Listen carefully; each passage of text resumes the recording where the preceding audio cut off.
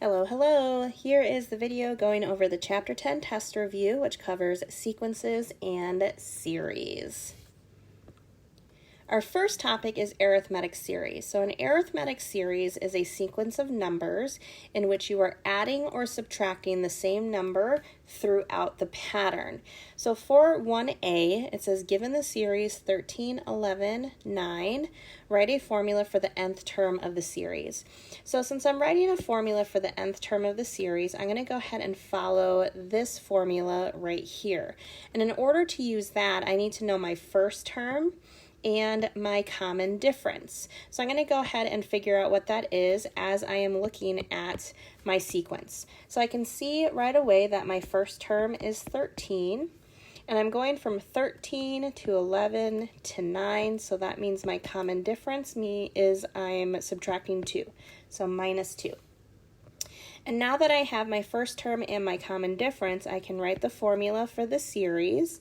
So an equals my first term, which is 13, minus 2 times n minus 1.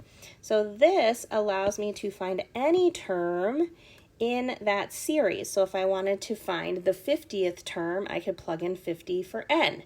If I wanted to find the 1000th term, I can plug in 1000 for n.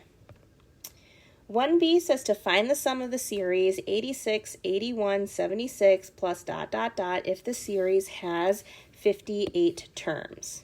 Okay, so I'm trying to find the sum of this arithmetic series, which means I'm going to use this formula over here. I need to know three things to use this formula. I need to know n, which is the number of terms, a1, which is my first term, and an, which is my last term. So I do have some of that information right away. So it does tell me that I have 58 terms. So I know that n is going to be 58. I also know my first term is 86. So from here, I do still need to figure out what my last term is going to be.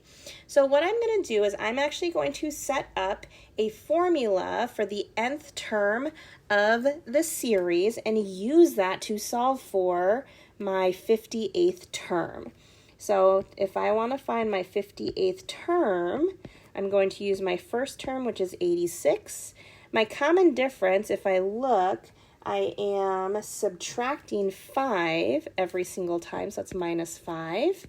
And since I'm doing my 58th term, I'm going to plug in 58 for n.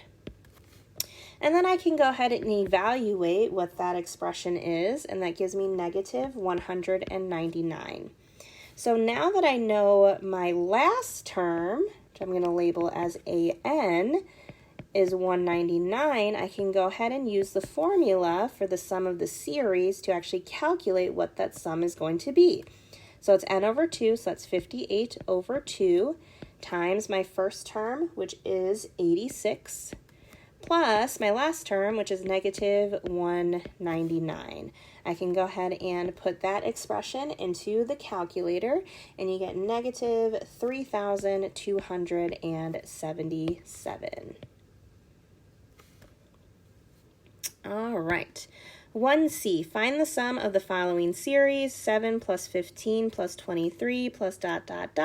plus 231. So let's go ahead and identify what we already know. I know my first term is 7. I know my common difference is 8. I'm adding 8 every single time to get to the next term.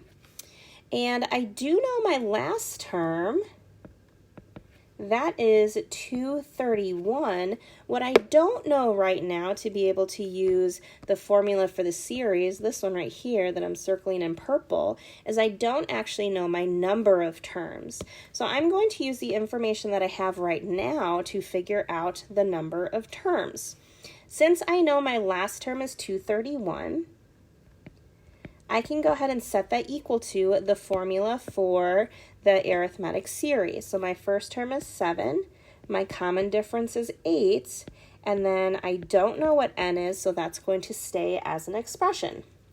From here, I can continue to solve for n. I'm going to start by subtracting 7 from both sides. That gives me 224 equals 8 times n minus 1.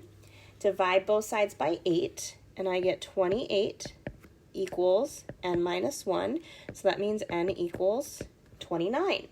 So now that I know that n is 29, I can go ahead and find the sum of the series. So I have 29 over 2 times my first term, which was 7, plus my last term, which is 231. And then I can put that into the calculator, and it gives me 3,451. So always look at your question and think about what you know, the information that's given to you, and then see if you can use that information to find the different pieces that you need to be able to use the formula for the sum of the series. So using that idea, I want to find the sum of the arithmetic series that has 16 terms. All right, so I know n is 16.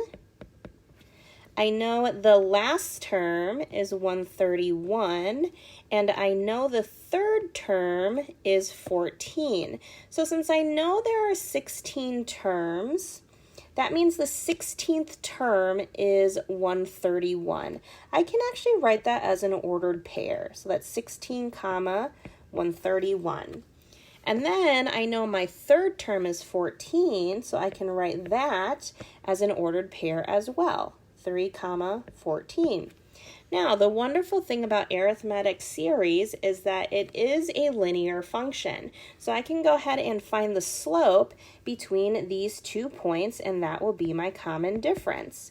So I can take 131 minus 14 over 16 minus 3, and then my common difference, once I reduce that, is going to equal 9.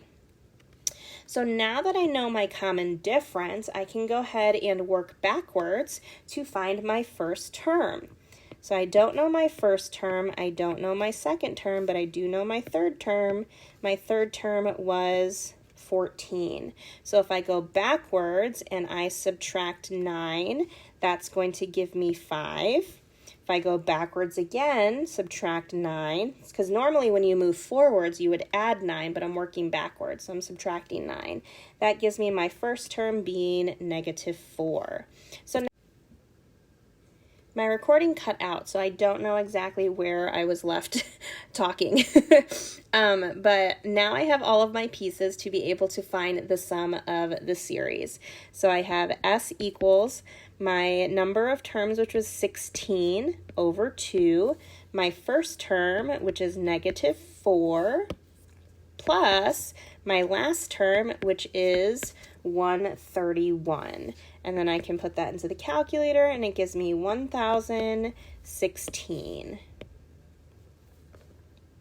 All right, so that covers our first topic of arithmetic series. Let's go ahead and move on to geometric series. So the difference between arithmetic and geometric, arithmetic you are adding or subtracting, geometric you are multiplying by something, and that is your common ratio.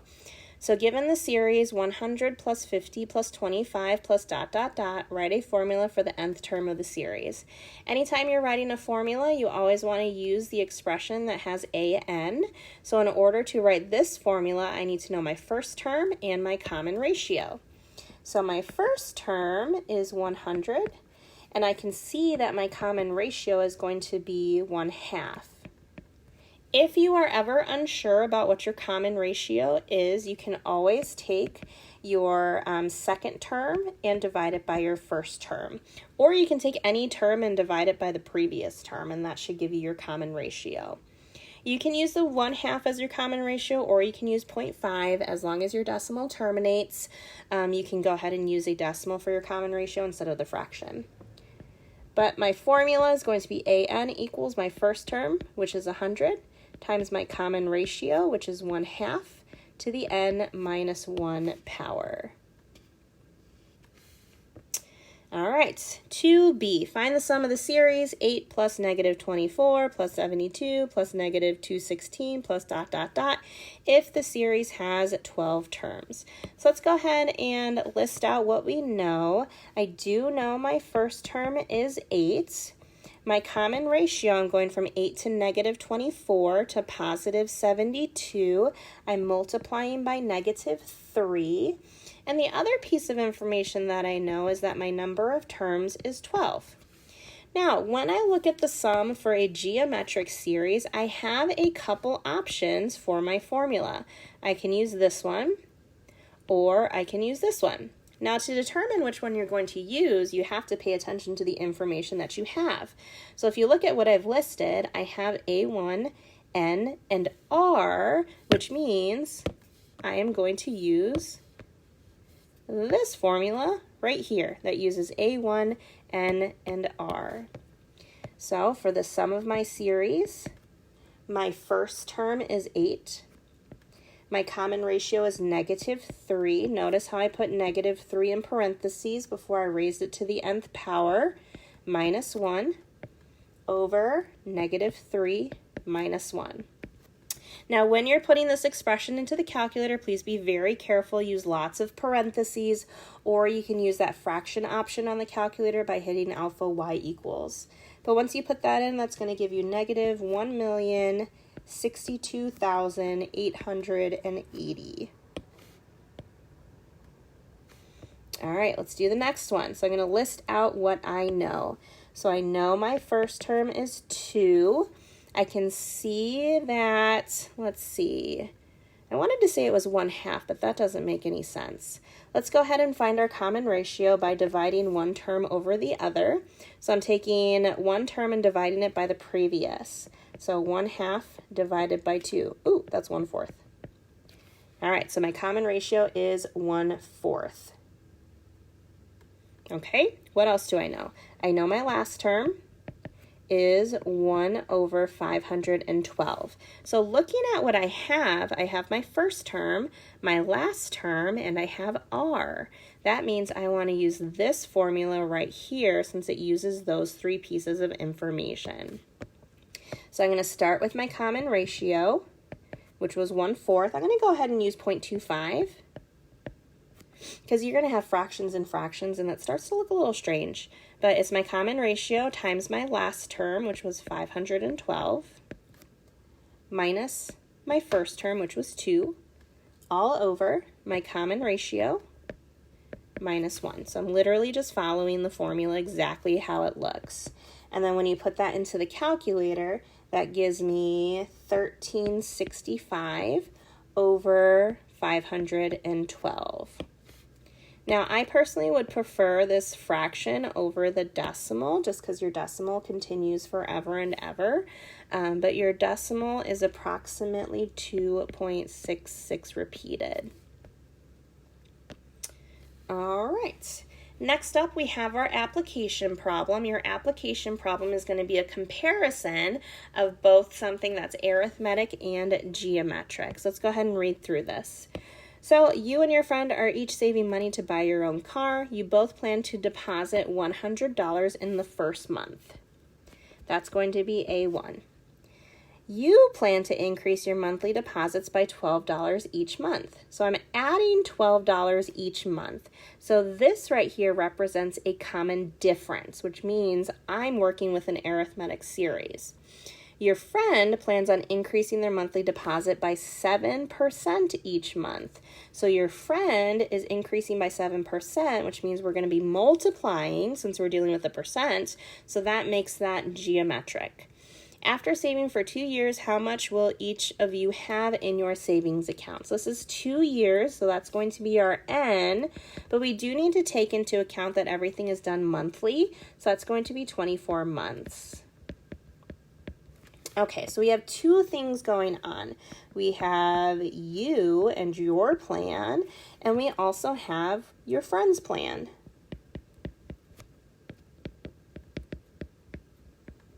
Okay, so what are you doing? You are depositing $100, and then you are increasing your monthly deposit by $12 each month. So I know that A1 is 100. I also know my common difference is going to be 12. In order to find the sum, I need to know my number of terms, which I do know it's 24 months, over 2. I know my first term, which is 100, but I do still need to know my last term. That I don't know yet. So I'm going to go ahead and figure out what that is. So after 24 months, that means I want to find my 24th term. So I have 100 plus 12 times 24 minus 1, And then I can calculate what that is, and that is $376. So that means on the 24 month, I have saved $376. So I'm going to go ahead and replace that into the formula. And then in the end, I have a grand total of $5,712. Okay. Now let's talk about what my friend is doing. So my friend, or your friend, is still starting with $100. That's A1. And then this one is geometric, so that means I need to figure out my common ratio. For my common ratio, since it's increasing by 7%, I want to take 1 plus 7% as a decimal, and that's going to be my multiplier. So what I'm multiplying by every single time, or your common ratio. Now, we do know our number of terms, which is n, so that's 24. So we do have a formula that uses my first term, my common ratio, and n, and then I can just go ahead and evaluate. So my first term is 100 times my common ratio, which is 1.07, to the nth power minus 1 over my common ratio minus 1. And then I can evaluate what that is, and then my friend, or your friend, ends up with $5,817.67. So that's how much both of us have after 2 years. It's actually pretty close. I mean, our friend ended up with an extra $100, but that's actually pretty close in terms of patterns. All right, moving on. Topic number 3. Topic number 3 is sigma notation. So complete the following for summation notation. Is the series arithmetic, geometric, or other? So when I'm trying to determine what type of series it is, I do need to look at what's in the parentheses. And I recognize that this looks like a geometric series, so I'm going to go ahead and label this as geometric. So you can identify what it is just by looking within the parentheses and see if it looks like a geometric, looks like an arithmetic, or doesn't look like either of them. So if I look at 3b, that's 8 times n cubed, that's not geometric, nor is it arithmetic. So this one I'm going to label as other. Okay, write out all the terms of the series. So when you're evaluating sigma notation, what you're doing is the bottom number on your sigma is your starting point. The top is where you end. And what you're doing is you are plugging in all of those numbers. So I'm going to start by plugging in 2. So I have 3 times 4 to the 2 minus 1 plus, then I'm going to plug in 3. So 3 times 4 to the 3 minus 1 plus, then I'm going to plug in 4. 3 times 4 to the 4 minus 1 plus, last but not least, I'm going to plug in 5. 3 times 4 to the 5 minus 1. So when you're asked to write out the terms, you first want to expand it, and then you can go ahead and evaluate what each one of those are. So my first term ends up being 12, plus my next term is 48, plus my third term is 192, and then finally my last term is 768. And then to find the sum of the series, since we've already actually calculated what all these numbers are, you can go ahead and just add them all together, and it ends up equaling 1,020. If you wanted to double check, you can put the sigma notation right into your calculator. It's alpha window number 2. If you have a TI-84. Otherwise, hit math and then look for summation. I think you have to scroll all the way down, and it's option number 0. 3b works in the same way, so I'm starting at 3 and I'm stopping at 7. So I would take 3 and plug it in, plus I would take 4 and plug it in, I would take 5 and plug it in, and I would keep going until I plug in 7. And then to write out all the terms, I would just simplify each one of those. So I end up with 216 plus 512 plus 1,000 plus 1,728 plus 2,744. And then we can add all of those terms together, and then that gives me 6,200. All right, one more question for sigma notation. This time I'm giving you the expanded form, and I want you to actually write the sigma notation. So a couple things that I do know is I know my first term is 56. I know my common difference, and I know this is arithmetic because I can see that I'm subtracting 6 every time as opposed to being geometric. So my common difference is -6. I also know my last term, which is 2. Now, in order to work with sigma notation, I do need to know a few things. My bottom number for this is going to start at 1. I know my first term is 56 minus 6 times n minus 1. There's my formula within the sigma notation. I'm going to go ahead and put this in brackets because it's inside my sigma notation. The other piece I need is I need to know the number of terms because that's going to be my ending point on top of my sigma. So I can go ahead and calculate what that is by using the information that I have. So I know my last term is 2. First term was 56. Common difference is 6 times n minus 1. And I can solve for the number of terms like we did for a previous question in topic number 1. So I can subtract 56 from both sides. That's -54 equals -6 times n minus 1. Divide by -6, I get 9 equals n minus 1. So n equals 10. So that means the number on top of my sigma is a 10. And voila. All right, last topic, infinite series.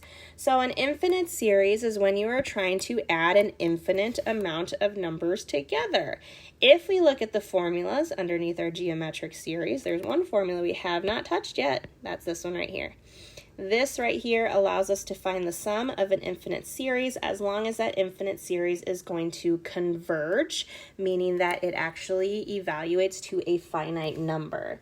So the first thing we need to do is actually figure out what our common ratio is going to be, and that's going to determine whether or not we have a series that converges or a series that diverges. So for letter A, I'm going to start by finding my common ratio. Again, if it's not super obvious, you can take any term and divide it by the number that's right before it, the previous term. And this common ratio ends up being 0.4. Now, as long as your common ratio is between -1 and +1, that means that it's going to converge to an actual finite number. So from here, I can go ahead and plug it into the formula for the series, and that gives me my first term, which is 800, over 1 minus my common ratio. And if you put that into your calculator, it is quite a large number, so we can go ahead and just use the decimal instead of changing it to a fraction. But it's approximately 1,333.33. For the next one, I can go ahead and find my common ratio. So I'm going to take my second term divided by my first term, or any term divided by the previous one. So 12 divided by 8, that reduces to 3/2, or 1.5. And then your common ratio is bigger than 1, so that means this is going to diverge. So that means the sum is going to end up heading towards positive infinity. And that's because you can see that your numbers are getting bigger and bigger. So if you add a bigger number to another bigger number, it just gives you an even bigger number. Thus, your sum ends up going towards infinity. All right, last question. Find our common ratio. I'm going to take 36 divided by 180, and that gives me 0.2, or 1/5. All right, that is between -1 and +1, so I can go ahead and find the sum for the series. First term is 180, and then 1 minus my ratio of 0.2. and then plug it into the calculator, and it ends up equaling 225. And there you go. I actually find infinite series to be really interesting because you're adding an infinite amount of numbers, but it doesn't equal infinity sometimes. It equals an actual number, which I think is pretty cool. All right, so that concludes the video going over your Chapter 10 test review. Good luck on your test.